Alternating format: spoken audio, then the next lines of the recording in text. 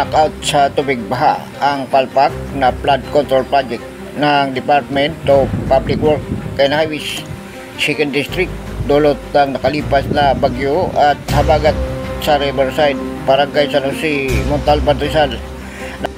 Nabatid na hindi pa natatapos ang proyekto ngayong taon nang gumuho ito sa pananalasa ng nakaraang bagyo.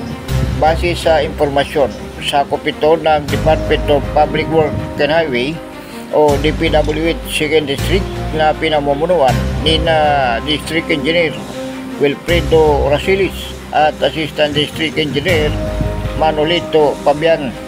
Ayon sa FB post ni Montalban Mayor Ronnie Evangelista, ang proyektong flood control project ay sinimulan gawin noong taong 2021, ngunit hindi pa ito tapos hanggang wasakin ang kabilang bahagi ng tubig baha. Para sa kabatiran ng Pangulong Ferdinand Marcos Jr., matatagpuan ang flood control project sa shortcut road ng Barangay San Jose sa nabanggit na bayan. Ako si Dwayne Bolero para sa DWRB 103.9 News FM. Ikaw ang una.